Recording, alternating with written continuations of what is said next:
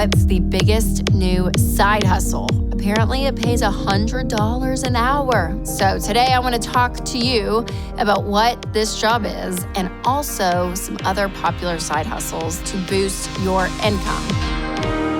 Hey guys, welcome to this episode of the Rachel Cruze Show podcast. I'm so glad that you're here. So in this episode, we're going to talk about lessons for building wealth from scratch. That's right. You guys sent me what you're currently saving for or wanting to purchase, and I'm going to give you advice on if it's wise to purchase that right now or not and why. Then I'll go over some of the top side hustles from this year and rank them. Are they worth your time and effort? And I'll let you know. But first, let's go over how to build a budget from scratch. Take a listen. All right, I talk a lot about the importance of budgeting, but I thought it would be fun to make a budget from scratch for anyone who is brand new to budgeting. And even if you've been budgeting a while, stick around because you might see, there's some tweaking that I could do to mine. So hopefully that will be helpful to you.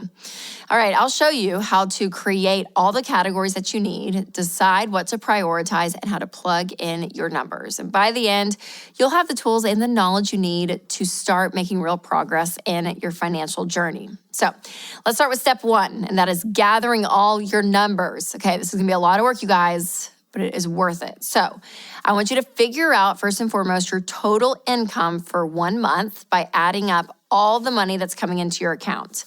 So if you only work one job and you're on a regular salary, then you might just have that one stream of income and it stays the same month to month. But if you're married, maybe you have a side hustle or you're a single parent and you have funds coming in from somewhere else, make sure you get the exact total income hitting your account. And if you get paid by the hour and your paychecks can vary, then I'd recommend just looking at your last 3 paychecks and seeing if that's kind of like the average of what you work and just averaging those numbers. Or you can just take the smaller number and make your budget from that. And then if you make more money throughout the month, then you can adjust your numbers when the money comes in. All right, you have to keep in mind, though, that the numbers will vary. People live in different parts of the country. Some of you live in the city. Some of you live more in the suburbs or a rural area. Some of you work different jobs. Some of you are married. Some of you are single. Everyone's story is different. So remember that. And also, giving is one of the things that we need to add in there as well. So this could either be tithing or giving to a local charity. So your income is first. You want to take about 10% of that and give. So that's your first step. The second step is to set aside your 4 walls. So these are the first 4 things that you want to pay for. These are the things that you need to survive. These are not wants. These are needs. So this is food, shelter, utilities, and transportation. So you want to look back on those categories and again, look at the past maybe 3 months and kind of average out what you've spent on food, what you've spent on your rent or your mortgage, your utilities, your transportation, like your gas in your car. But keep in mind, you can always adjust and shift these numbers around, and every dollar makes that easy. But the more accurate that you can figure out, okay, here's what I spend on food at the grocery store, the better it's going to be for your budget. Now, the numbers that you are pulling from the last 3 months were 3 months of your life that you were not budgeting. So you could even say, hey, if I'm going to do this on purpose, I actually could probably spend a little less at the grocery store if I knew I only had this amount of money to spend. So again, your budget does help you trim some areas because when you're not budgeting, you're just spending with no boundaries or no limits. So that is a pro when it comes to budgeting, is it helps you kind of trim that number down. All right, step number 3 when it comes to your budget is to look at some of your other monthly expenses. So if you have debt, that's going to be your next priority. You want to make sure that you are current on all of your debt. And then I do want you to start working to pay off your debt. And we teach the debt snowball, and that's where you list out all of your debts, smallest to largest, regardless of the interest rate. Pay minimum payments on everything and attack the smallest debt first.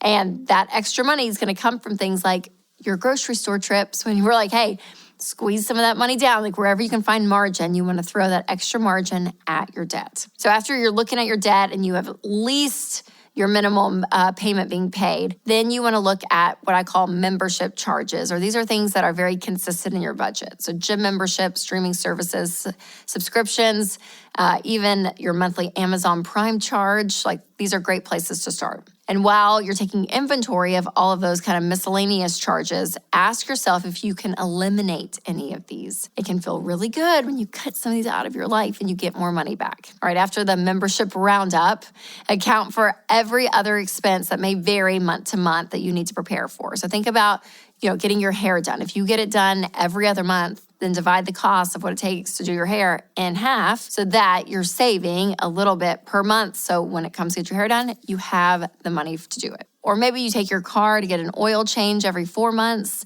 then divide that by 4 and add that number to your monthly budget. And when you feel like you've covered all your bases, then I still like to add in a miscellaneous category for a little cushion because, listen, unexpected things are going to pop up in life with your kids. Stuff is going to happen and you need a place to pull from in your budget.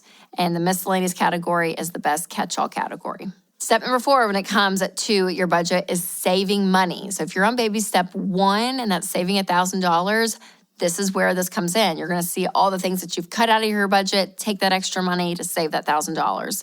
Now, if you're out of debt and you're saving up your emergency fund for baby step 3, your fully funded emergency fund, then again, the savings goes into that. And you say, okay, let's put all of our money we can to save up 3 to 6 months of expenses.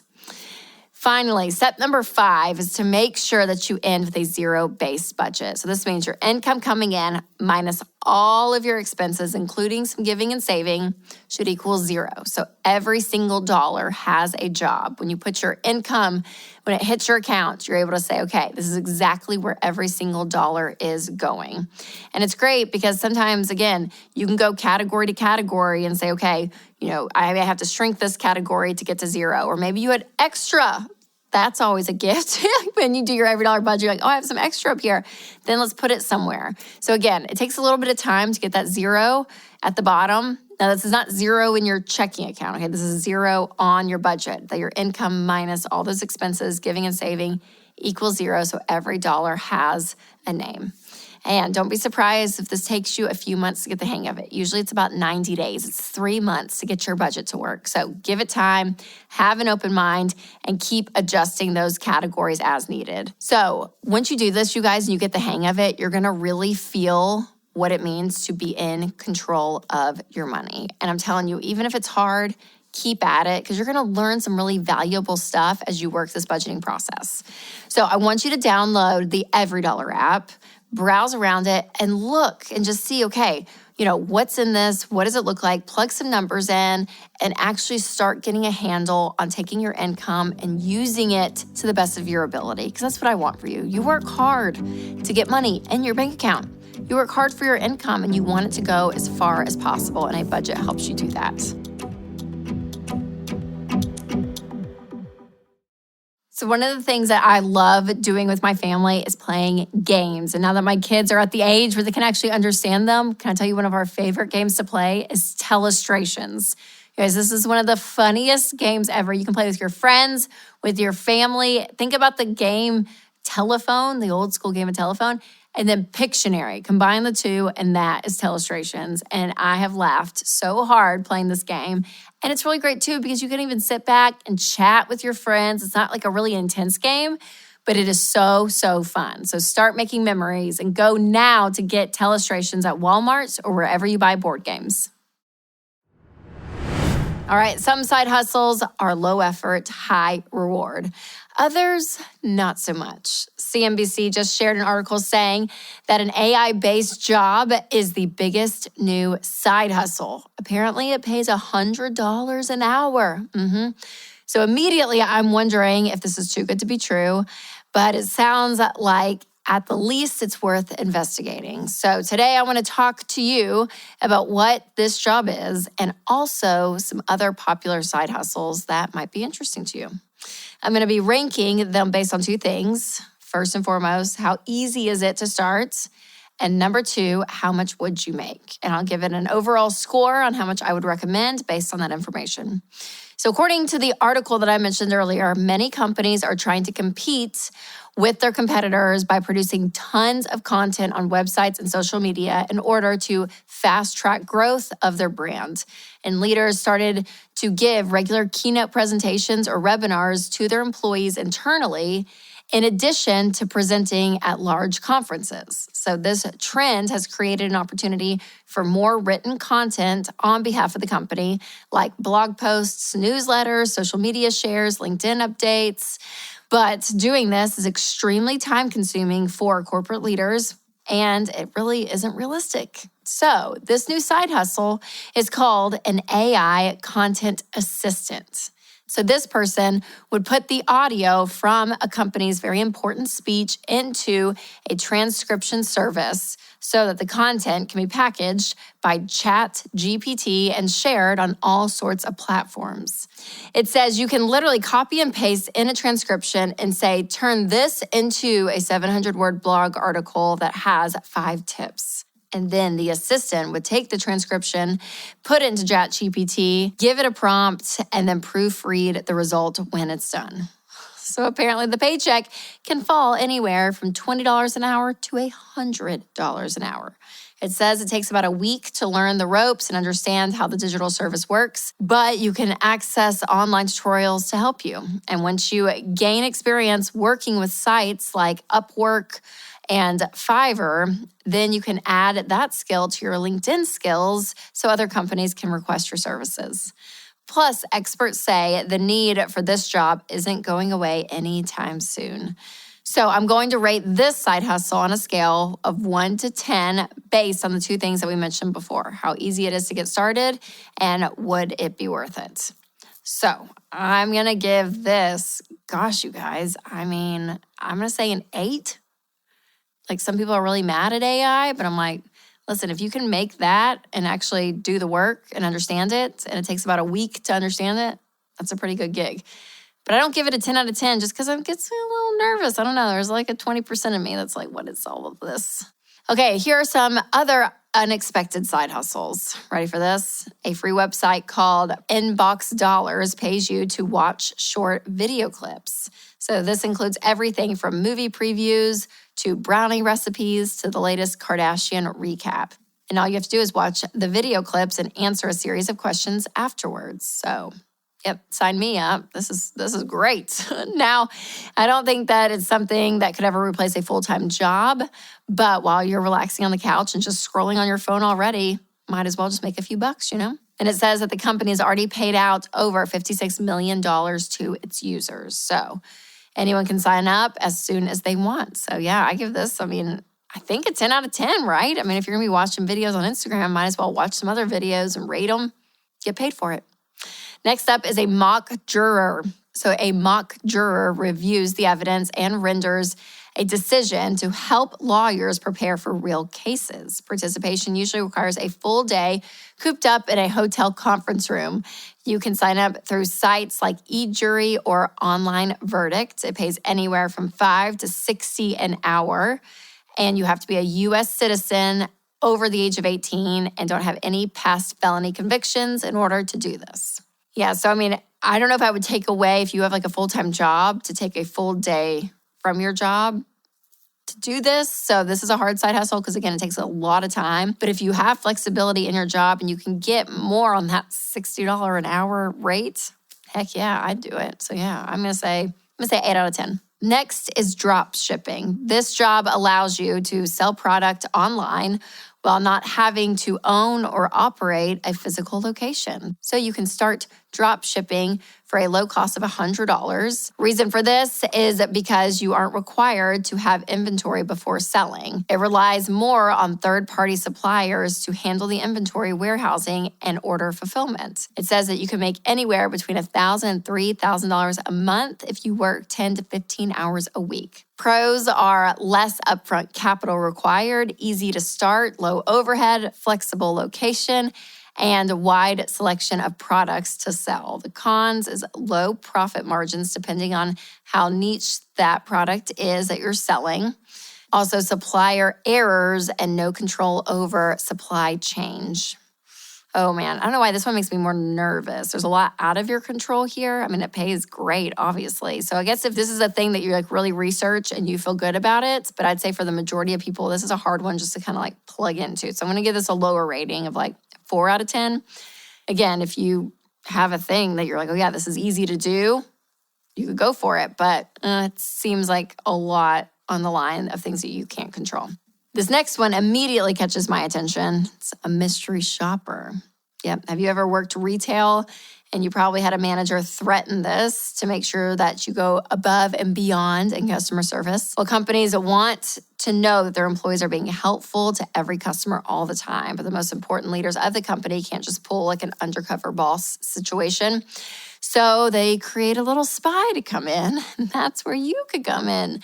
When you sign up to be a mystery shopper, you go and shop at a store, interact with a rep, either online or over the phone, and then rate your overall experience. According to ZipRecruiter, the average pay for a mystery shopper in the state of Tennessee is $17 an hour.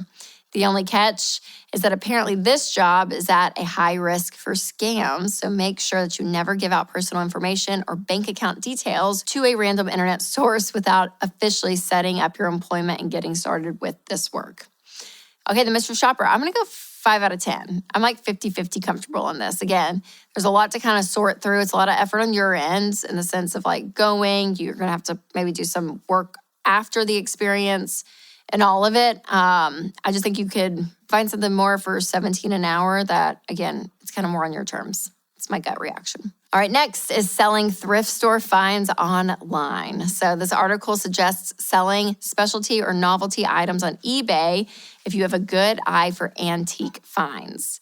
Now, this is one that can be time-consuming if you don't already have a natural knack for thrift shopping. But someone on our team actually has a friend who buys and resells all her estate sale finds as her primary source of income, which is really impressive. So again, from designer jeans to collectible sportswear to retro fashion trends that are becoming popular again, it's definitely a place where you can make some money. And if this sounds a little too far-fetched for you, you could still make it a habit of cleaning out your closet and posting a handful of items on Poshmark or a website like that to be able to bring in some money. And brands like Madewell, Free People, Target, Anthropologie, American Eagle do really well on resale apps. And you can make anywhere from $20 to $100 on items that are gently used. This might not be the most consistent side gig, but it's a decent passive income strategy. So if you're someone that does this pretty consistently already, I'm gonna give it a 9 out of 10. Yeah, make some money, sell your stuff. It's great. All right, this is a rapid fire round. My team and I found the most popular side hustles, and I'm gonna give you my quick thoughts if I agree with this list based on how easy it is to start and how much money you make. All right, first up, freelance work. So this can make you a lot depending on the service. If it's photography, it could make you a lot of money. So yeah, I mean, if you have a skill that you're able to freelance, I'm gonna give this a 10 out of 10. Do it. You can make a lot of money. And you already have the skills. It's great. Next is ride sharing, Uber, Lyft, and it's really easy to start, anywhere from $14 to $23 an hour. And yeah, I mean, I think this is a great one. I'm going to say 10 out of 10. There's so many Uber drivers out there that I've talked to, and they're like, yeah, this is my side hustle. For some people, it's their primary source of income. You got a car, make some money. Next, starting a blog. So this is really easy to start, but it's more of a long-term game to make money. This is a harder one. I'm going to say 3 out of 10. If you need a quick side hustle for some quick money, again, this is a lot of effort to build a brand, basically, that other companies then would pay to advertise on your blog. So more of a long-term play. Next, take online surveys. So you can make anywhere from $1 to $20 per survey. And again, another article that I found on this says the average survey is $26.14 that people make on average by doing this. So yeah, I'm going to go 10 out of 10. You got a computer, got your mind, do it. Next, renting out your home. So Airbnb or VRBO. It's really easy to apply for, pretty easy to start. On average, you can make about $208 a night on Airbnb. And you can choose the calendar and how often you rent it out. And Airbnb and VRBO do take a small fee for each reservation. It's anywhere from 3 to 8% on average. Yeah, I'm going to say this is like a 5 out of 10 because I think for half the people out there watching, they're like, no, sorry, no one's touching my house. I'm not doing that. And then for another half of you guys, you're like, yeah, if I'm out of town, I'll pay for someone to stay at our house and I'm gonna use that money to pay for the vacation we're on, right? I mean, like people use it as a great gig. So if it's good for you, then I think it's a great option. Next is a personal assistant. The national average is $22 an hour for being a personal assistant. And you can use sites like ZipRecruiter to help you find a job. I love this one. I'm going to say 9 out of 10 because if you're naturally really good at helping people, staying organized, this could be a great option. And flexible hours, you can maybe even take on 1 or 2, 3 clients at a time.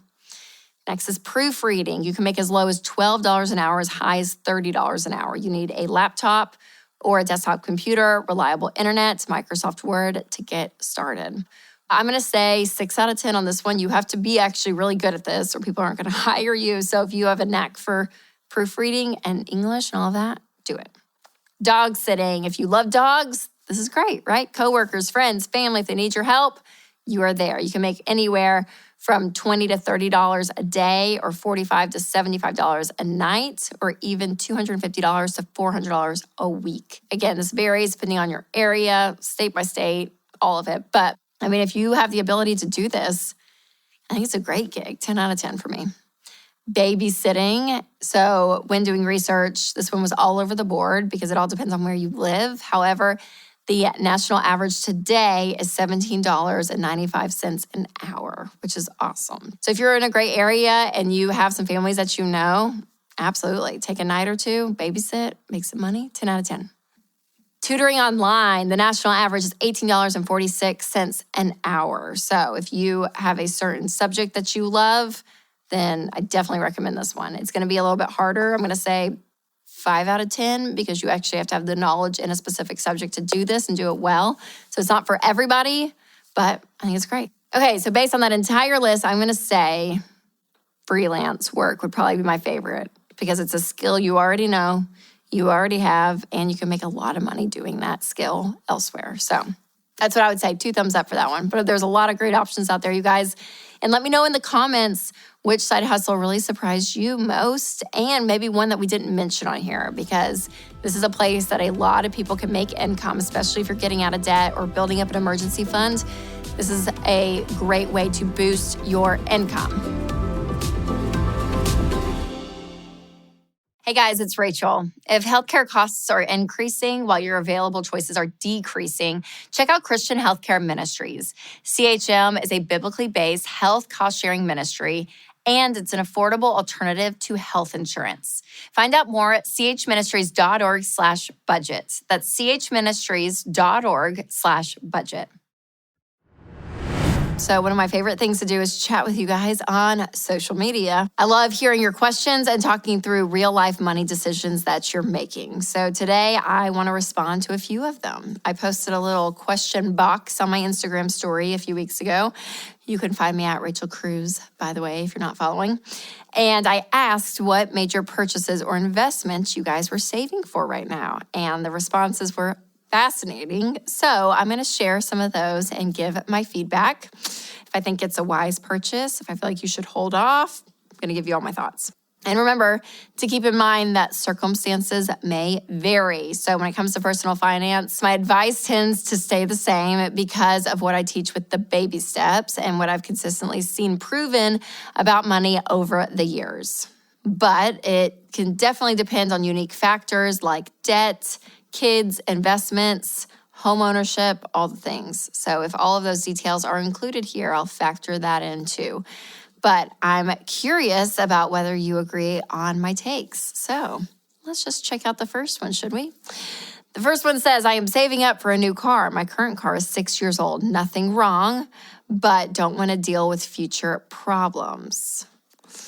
Okay, so here's the thing. If it's a 6-year-old car, it should be able to last you longer, much longer than 6 years. I mean, cars now are lasting like a really long time, over 200,000 miles, right? So in my head, I wouldn't be saving for something actively that doesn't really have an issue. I think if the car really starts having problems, then it's like, okay, maybe let's look around, see what money we need to save for it. I like the prepping. I appreciate that, but it still feels a little early on in it. So maybe save for something in the nearer future would be probably my advice. All right, next is buying a spare room bed, frame, sheets, etc. for family visiting and using our emergency fund for it. Oh, no, don't use your emergency fund for that. That's not an emergency. You can tell them, thank you so much for coming into town. We have a great air mattress for you because we are saving up for specifically a bed in a frame and sheets and all the things for this room, but we don't have the money right now. So next time you come, we'll probably have it. And it's very exciting. But no, I would not use my emergency fund for this. Someone else said not investing and instead investing in crypto. No. You guys, crypto has proven itself not to be a great long-term investment as of now. I mean, it is still so volatile. People lost so much money in this over a year ago. So listen, put your money and invest your money in something that has a long track record. Crypto does not. If you do crypto, it needs to be a very small percentage of your net worth, but I definitely would not exclusively invest in crypto. So I'm gonna say no on that one. Saving for a custom magenta pink Steinway grand piano. Oh my gosh. Okay. So for some context, I did a little looking into this, and this could cost anywhere from $100,000 and even some are up to $200,000. So I'm going to say if you're out of debt, have an emergency fund, you're funding retirement, and this is what your thing is that you're working to save towards, because who knows why? You know what? That's not mine to judge. So go for it. As long as you pay with cash, sure. If that's what you want to do, I'm great with it. Don't go into debt for it. And also, you could probably use that money elsewhere, but if that's what you choose to spend your money on, no shame in your game. Next up, we're saving for Disneyland, a vacation home, and the kids' college funds all at once. Yeah, I would say so. I would probably put the vacation home on pause until your primary residence is paid off and then own a second property after that. But yeah, saving for Disneyland and for kids' college, I think, you're going to be doing all of that while saving for, again, big purchases like kids' college. So, I think you're doing great. I'm a law student going to work for a big law firm, saving for a fancy purse for work so that I fit in. Oh, man. Okay, listen, I love a good bag. I think it's great. But also, when you start to get in the habit of saying, oh, gosh, I need certain items in order to be okay with myself in a certain environment, then you start to lean on that stuff, and that can be a really dangerous path. So I'm not mad at bags. I'm not mad at a nice designer bag, but it's all about your motivation and your why. And if it's just to fit in, I would probably kind of challenge you on that one. Next is saving for a beaver fur coat, $8,500. Again, there are items out there that for some people it's ridiculous, for some people it's amazing. And depending on, your debt level, okay, you're debt-free. I want you debt-free with an emergency fund. You're doing all the smart stuff. And this is the thing that you've been wanting and you pay for it with cash, go for it. Small home for my in-laws since they need to live with us due to not having a nest egg. Oh, this is a really tough one. There are a lot of parents now that are coming and moving back in with their kids because they have not planned for it. So listen, if you have the margin and you're able to help and there's not like this deep obligation and it's what you genuinely want to do, then again, I want you to be able to do that and help the people around you that you love. But if it's out of this need of feeling guilt and you're doing it out of those kind of emotions, again, I would press pause and say, okay, what is our place? Like where do we need to step in, and when is it okay for us to take care of ourselves? So make sure you're taking care of your family first before you go and extend and help others. Next is saving to repurchase a pair of sneakers that I sold when I was on baby step 2. I like that. I think that's great. Yeah. If you're baby step 4 and on and you want some shoes that you used to have, get it. I think it's great. Saving for an adoption while working through baby step 2. Yep. I love this. I think, when you're planning for a family and for kids, this is something that we want you to be able to do regardless of where you are financially. And so we always say, hey, if you're on baby step 2, and let's say you actually do get pregnant and you're starting a family, we say pause it at Snowball and save up some money. But as you're working through the adoption process while doing it simultaneously, it will take you longer to get out of debt. But if that's a goal to have kids through the adoption process and that's how you want to start your family, I'd say that's great. Next is investing $500 a month in mutual funds so that I can pay for my dream car in cash. Okay, I think that's awesome. I will say if you are saving for things 5 years or less, I would just put it in a high yield savings account. The market is kind of up and down, so you may lose some money right when you want to pull the money out to buy the car. But if it's a dream car that's going to take you 10 years to save for and you want to put it in mutual funds, great. Next, I'm not currently dating anyone, but I'm saving for a future wedding one day because weddings are stressful. Very true, yes. But I would say if it's something that's not coming in the near future, I would put your money towards things happening in your life currently today. So again, I love the idea of planning for it, but also when it actually becomes a reality, I think you'll be at the bandwidth to be able to say, hey, I'm going to pay for it then, start saving for it then.